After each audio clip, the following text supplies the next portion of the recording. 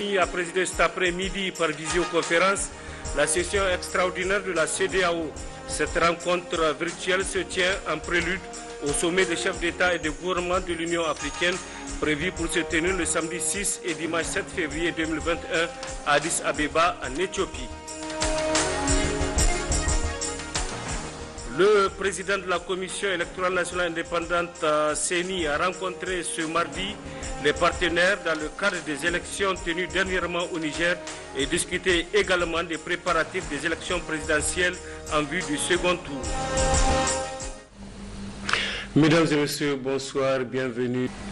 Le président de la République, chef de l'État, Issoufou Mamadou, a reçu ce matin la coordinatrice résidente, coordinatrice humanitaire du système des Nations Unies au Niger, Louise Obir. Le point avec Ismaël Daouda.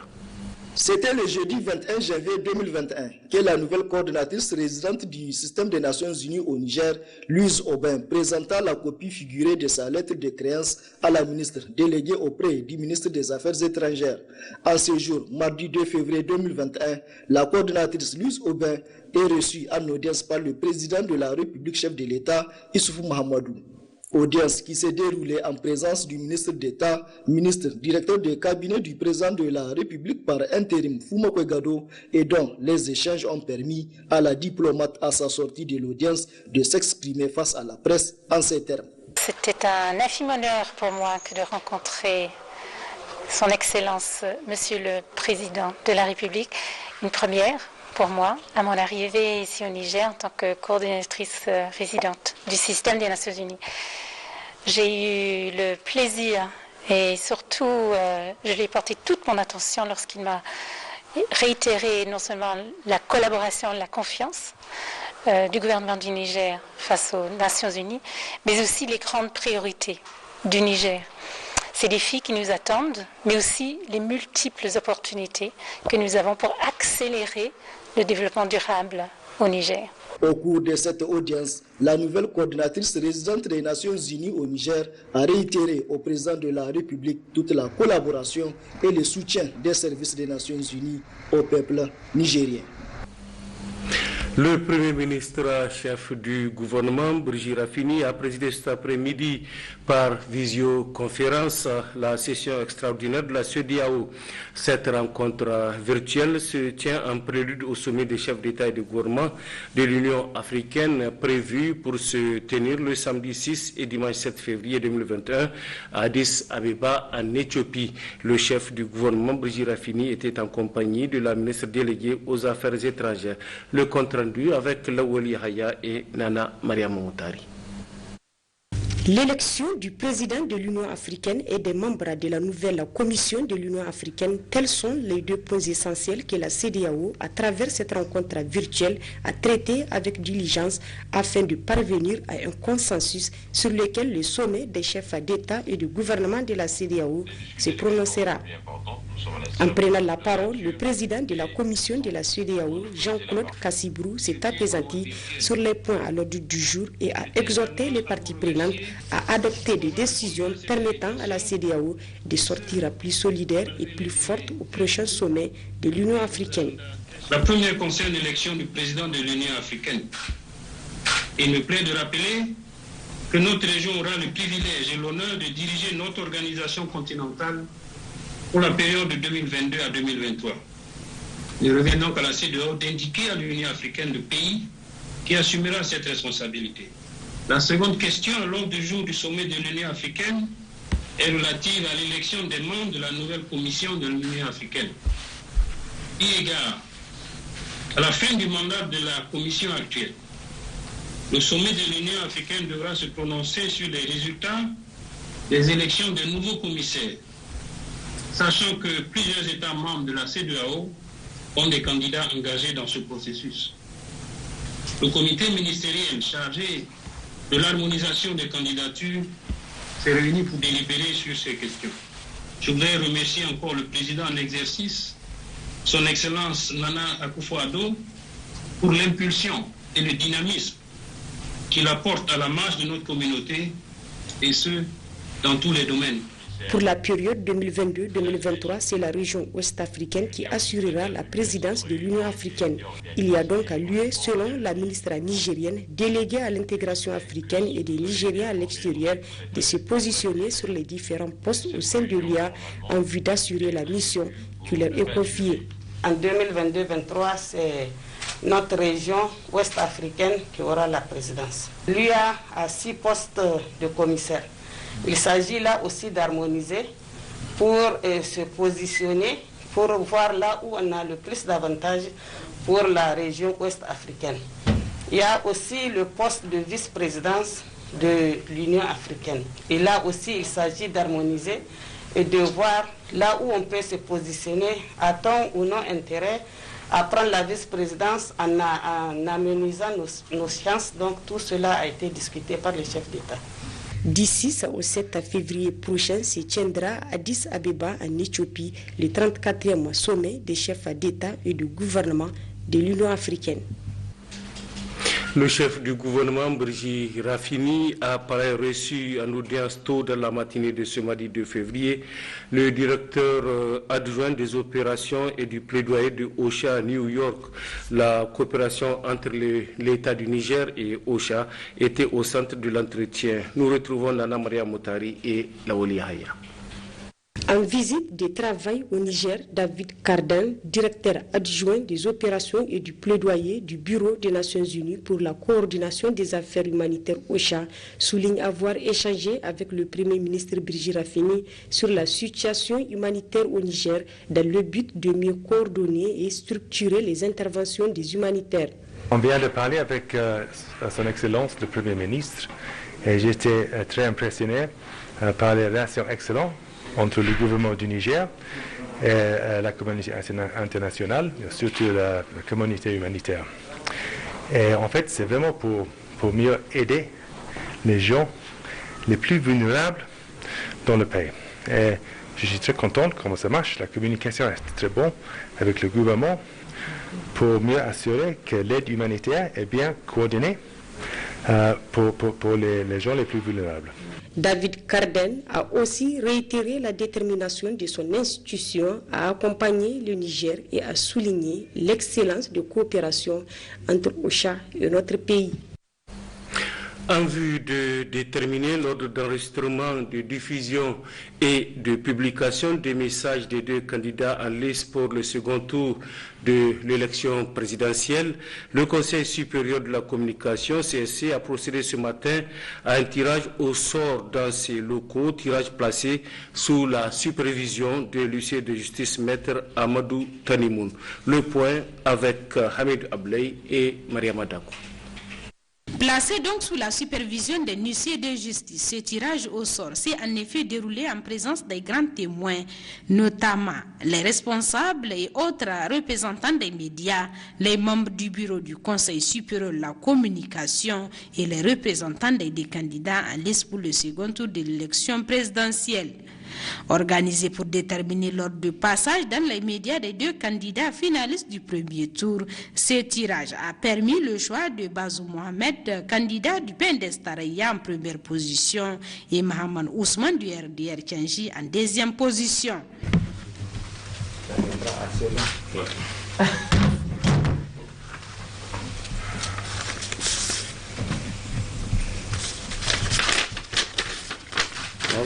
Numéro 1, Mohamed Bazoum.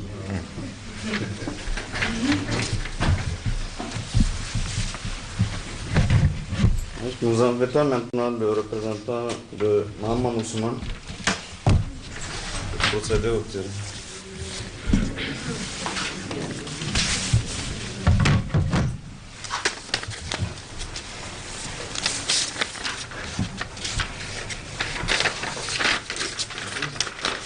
Donc, le numéro 2 pour Mahaman Ousmane du RDR Tchangi. Après ce tirage organisé en application des 8 décisions prises par le CSC pour réglementer la couverture médiatique de la campagne électorale, le président du Conseil supérieur de la communication n'a pas manqué de saluer la grandeur d'esprit de ses concitoyens pendant le premier tour avant de réitérer la disponibilité de son institution à jouer sa partition. Les 2 représentants des partis politiques ont tiré au sort. Donc il s'avère que l'ordre du passage établi est que le candidat Bazoum passe en premier et le candidat Maman Ousmane en second. C'est l'occasion encore de remercier en tout cas la classe politique en général pendant les scrutins écoulés qui ont vraiment eu une attitude citoyenne responsable, mais également les médias qui ont contribué à des élections apaisées. Et c'est l'occasion aussi de réitérer une nouvelle fois pour le second tour d'adopter le même comportement citoyen. Et pour ce qui est du CC, nous vous rassurons qu'en tout cas l'égalité telle qu'elle a été assurée pendant le premier tour de l'élection présidentielle sera assurée aussi pour le second tour. Merci une fois de plus les représentants des partis politiques d'être venus. Merci à vous les médias. Et que Dieu accompagne le Niger. Il convient juste de préciser que ce tirage au sort est organisé par l'institution régulatrice des médias pour contribuer à l'organisation d'élections crédibles, équitables et apaisées au Niger. Le président de la Commission électorale nationale indépendante CENI a également rencontré ce mardi ses partenaires pour faire le bilan des élections municipales, régionales, législatives et présidentielles premier tour et discuter également des préparatifs du second tour des élections présidentielles prévues le 21 février prochain. Maria Maketa à côté Waglassa. Partager les résultats des efforts récoltés par la CENI et ses partenaires, informer et recueillir l'opinion de ces derniers par rapport aux élections précédentes en vue de préparer celles à venir, tel est l'objectif de cette rencontre présidée par le président de la CENI.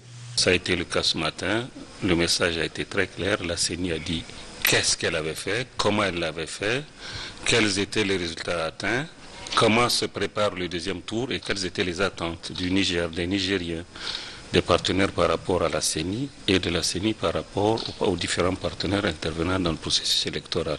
Donc, la CENI est réconfortée d'avoir organisé, et j'emprunte les mots, une des meilleures élections de l'environnement actuel. Nous nous en réjouissons, cela nous interpelle et nous amène à mieux faire, et c'est ce que nous allons faire. Des résultats satisfaisants à mettre à l'actif de la population nigérienne par son sens d'appropriation des acquis démocratiques. Autre point de satisfaction, l'expertise de la CENI qui a battu un travail remarquable, une appréciation portée par la coordinatrice résidente du système des Nations Unies. Nous sommes tous d'accord, je pense en nos noms collectifs, pour dire que les élections se sont déroulées de manière professionnelle, de manière pacifique, sereine, avec une exceptionnelle, et je voudrais dire une tendance qui se perdurera, j'espère, une exceptionnelle participation des femmes et de la jeunesse. Je remercie la CENI pour son engagement, toujours partager des informations et des mises à jour sur le processus, ce qui a été extrêmement utile pour nous tous, partenaires du Niger, afin de suivre le processus démocratique. Nous souhaitons que cette approche d'ouverture se poursuive au-delà même des élections pour permettre aux partenaires intéressés d'identifier les points d'entrée afin de soutenir et renforcer la gouvernance, la redevabilité au Niger, mais surtout celle de la CENI en tant qu'institution. Après un exposé sur l'évaluation des élections antérieures et les préparatifs du second tour, les partenaires n'ont pas tari d'éloge à l'endroit du peuple nigérien et de la CENI, auquel ils réitèrent leur accompagnement en appui conseil, mis à disposition des observateurs, entre autres, pour le second tour de la présidentielle prévu pour le 21 février prochain. Le CDPS Tchigabankassa a rendu public ce jour une déclaration. Il s'est agi pour le bureau politique de ce parti d'apporter son affiliation au PNDS-Taria pour le compte du deuxième tour des échéances électorales prévues le 21 février prochain. Pascal Sessou-Gauthier, Aboulaye Ali. Candidat lors des élections du premier tour du 27 décembre dernier, le président du CDPS Tchigabankassa, de commun accord avec les militants et sympathisants du dit parti, soutient la candidature du président du PNDS-Taraya, Bazoum Mohamed, pour le deuxième tour des élections présidentielles prévues le 21 février prochain. Le CDPS Tchigabankassa, après consultation des structures nationales, régionales et locales, a décidé de soutenir la candidature du candidat du PNDS-Taraya, le camarade président Mohamed Bazoum. Le CDPS Tchigabankassa lui souhaite une bonne chance pour la victoire finale. Une satisfaction pour les jeunes du PNDS-Taraya présents pour la circonstance qui n'ont pas manqué de féliciter le choix du CDPS Tchigabankassa. Aujourd'hui, un parti comme CDPS Tchigabankassa qui déclare soutenir notre président candidat aux élections présidentielles deuxième tour, Mohamed Bazoum, je pense que pour nous, les militants de PNDS-Taraya, c'est une fierté pour nous et aussi c'est un point marqué qui va essayer de nous donner la chance de passer au deuxième tour sans pour autant avoir des inquiétudes par rapport aux élections et aux échéances et à la participation aussi. À peine 2 ans de création, avec 0,87% de voix recueillies lors des premiers scrutins, Naoussa Nassirou en appelle à tous ces militants et militants de prôner l'esprit de fair play, mais aussi et surtout celui de la fraternité pour le compte de ces scrutins du 21 février prochain. L'auteur Aboubakar Koudize vient de présenter à l'ambassadeur des États-Unis au Niger une collection d'ouvrages dédiés à la vie sociopolitique du Niger. Ces œuvres qui reflètent l'avènement de la démocratie et les années d'indépendance facilitera aux lecteurs une compréhension de l'histoire récente de notre pays. Jemila Amadou, Suleiman Wali. La cérémonie d'aujourd'hui se déroule dans la salle Rosa Parks du nouveau Centre culturel américain, ici à l'ambassade. Nous allons ouvrir ce centre au public dans la prochaine semaine. C'est dans un espace qui seront conservés vos écrits afin que les générations futures de Nigériens aient accès à votre important travail. À travers cette collection, l'auteur de ces ouvrages, Aboubakari Koudize, explique le contexte socio-politique du Niger depuis l'avènement de la démocratie en passant par les années d'indépendance jusqu'au contexte actuel. Je viens de consacrer une collection d'ouvrages à la vie politique ou à l'évolution politique du Niger de 1850 à aujourd'hui.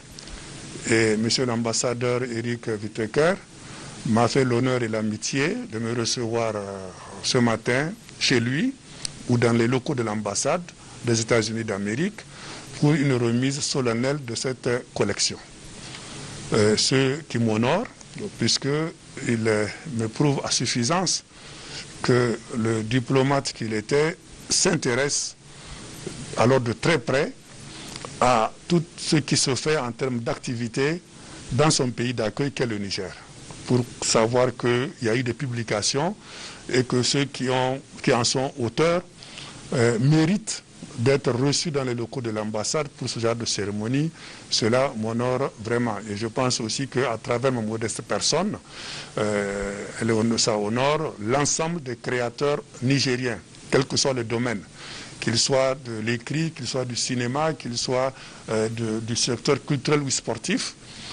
C'est une preuve que ce que nous faisons dans nos bureaux ou dans nos chambres, notamment, est suivi par les différentes autorités, y compris du monde diplomatique. Il a également été question pour l'auteur de définir les défis auxquels le pays est confronté, surtout celui de l'insécurité et le changement climatique. Il faut noter que ce centre culturel américain, dénommé Rosa Parks, sera bientôt disponible aux jeunes. Ceci va favoriser leurs compétences et améliorer leur bien-être. Le secrétaire général du ministère de la Santé publique, Dr Ranaou Abaché, a réceptionné cet après-midi à Niamey un don d'équipement de protection individuelle contre la COVID-19. Ce don d'une valeur de 421 millions de francs CFA a été octroyé par le Fonds mondial à travers l'unité de gestion de ses ressources au Niger. Il vise notamment à accompagner les efforts des autorités nigériennes dans la lutte contre ce fléau mondial. Hasmi Aboulaye, Suleiman Boubakar. Le Fonds mondial vient de se manifester encore aux côtés du Niger dans le cadre de la lutte contre la pandémie de la COVID-19.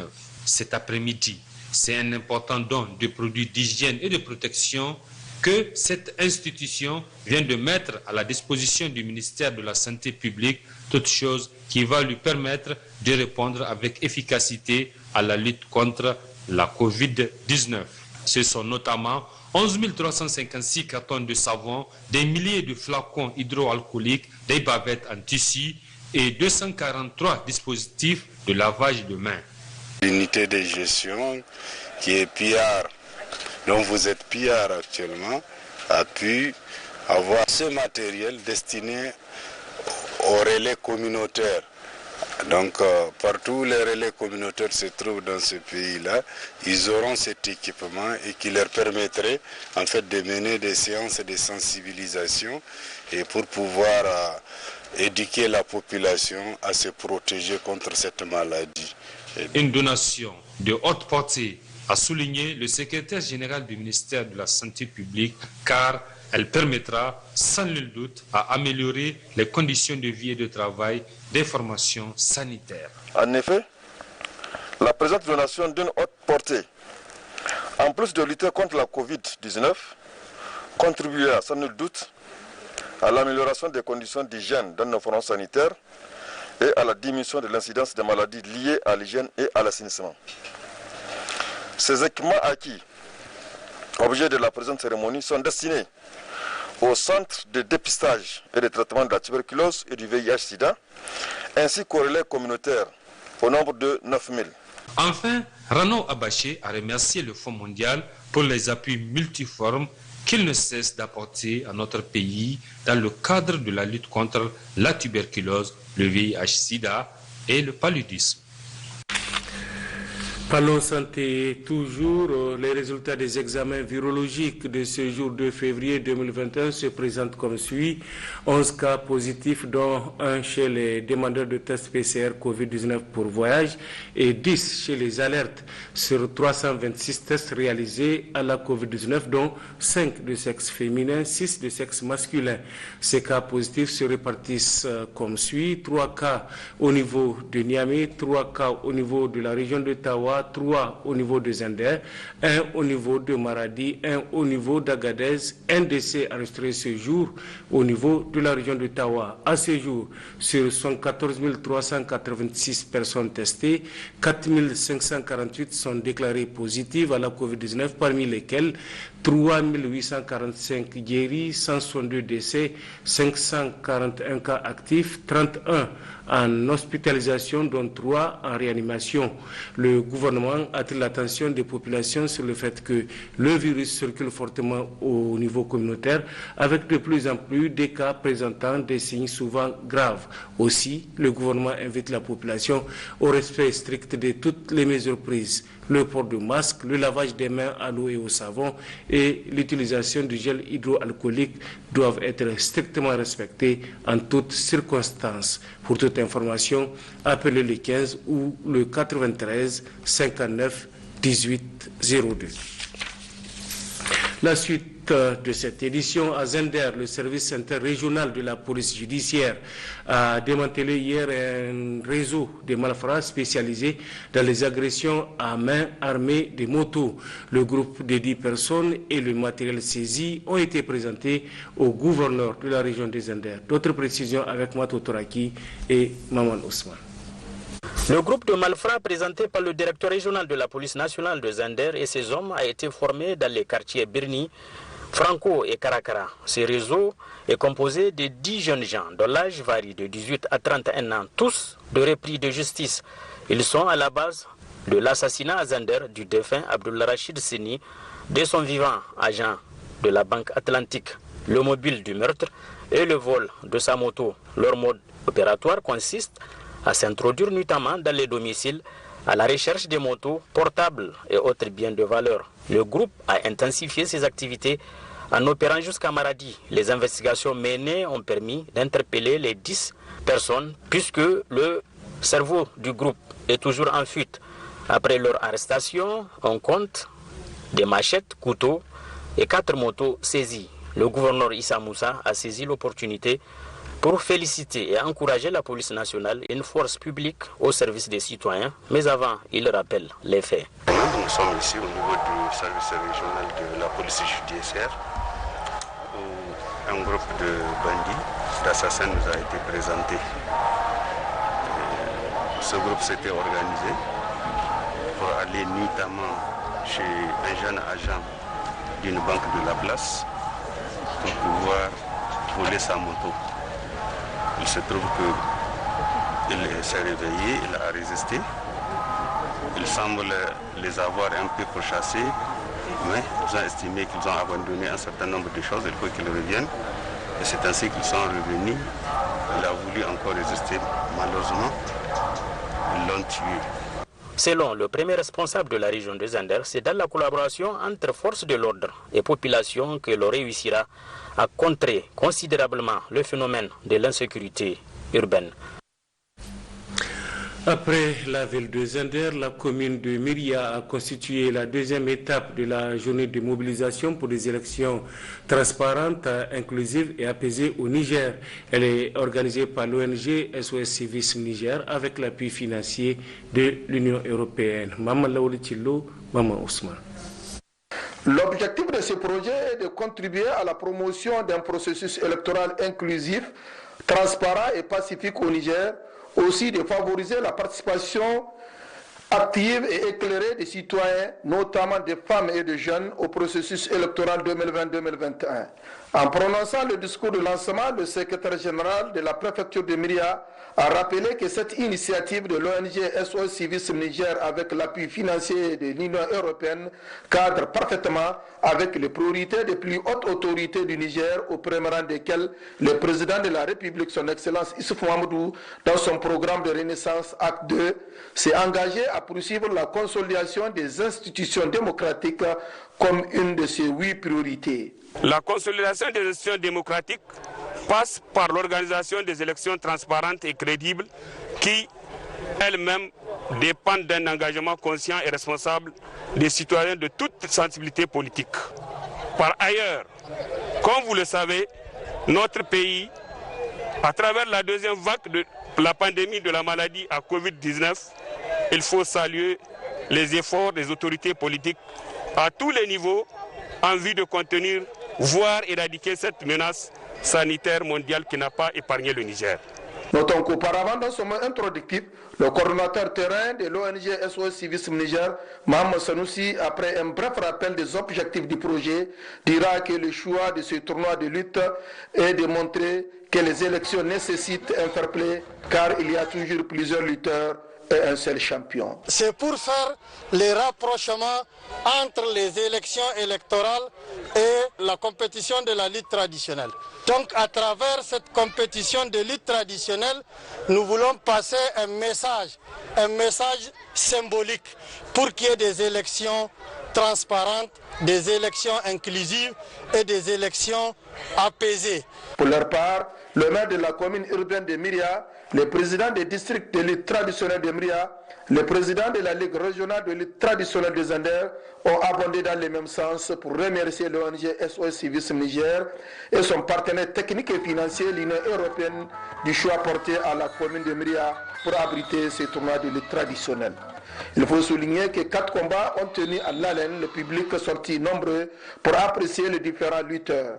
À l'issue de ces différents combats, Laoulab Dantela est sorti champion où il a reçu la somme de 100 000 francs CFA. Les autres lutteurs ont chacun bénéficié d'un prix. La fin de ce tournoi a été marquée par une animation de l'orchestre Al-Atibili de Zander qui a dédié une chanson pour des élections apaisées au Niger.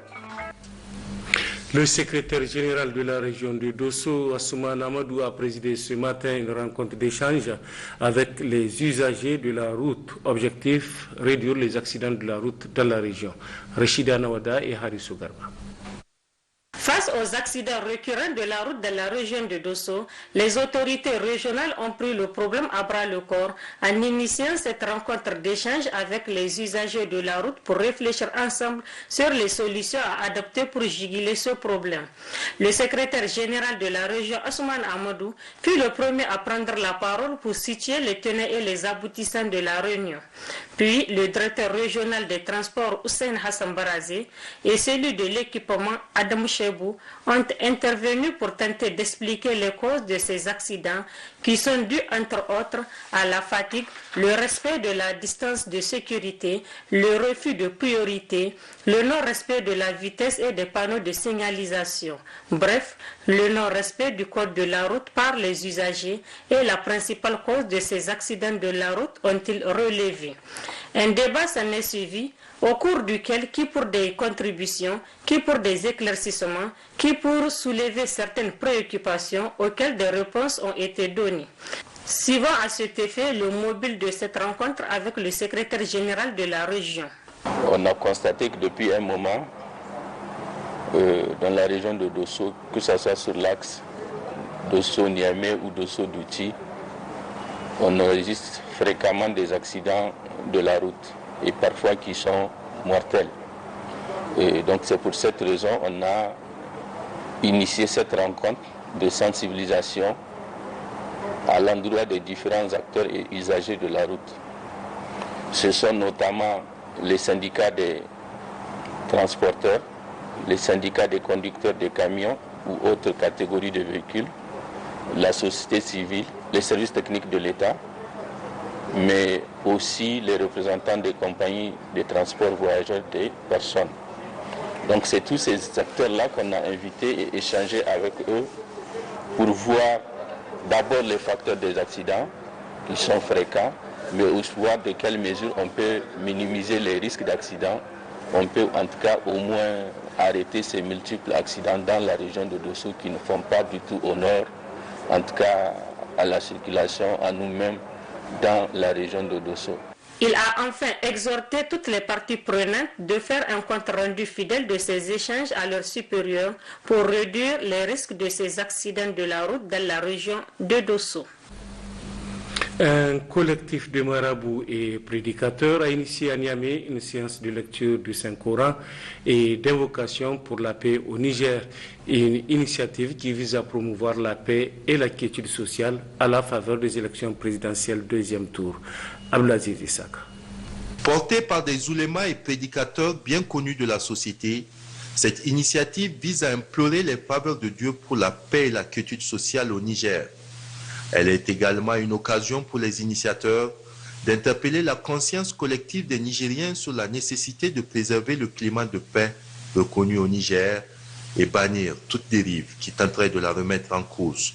On qualifie le Niger de havre de paix. C'est de continuer à faire des comportements de nature à faire pérenniser cette paix, mais surtout de nous respecter mutuellement, que ce soit dans les actes, dans les paroles, d'éviter les provocations et d'éviter tout ce qui va causer ce qu'on appelle la discorde ou la fitna. Avec une population estimée à près de 99% musulmane, cette action aura trouvé son terreau au Niger. Le musulman, c'est quelqu'un qui doit œuvrer pour la paix et c'est un acteur de la paix et doit contribuer par tous les moyens à faire régner cette paix. Et dans sa communauté, il y a une bonne parole en islam où on dit l'amour de son pays fait partie de la foi. À cette veille d'échéance électorale, ces prédicateurs s'associent ainsi aux acteurs de la société civile, aux organismes et autres institutions non étatiques pour prévenir ce qui, plus que toute autre chose, enrichit le Niger, la paix. Et c'est ici que s'achève cette édition. Mesdames et messieurs, merci d'avoir suivi. Bonsoir.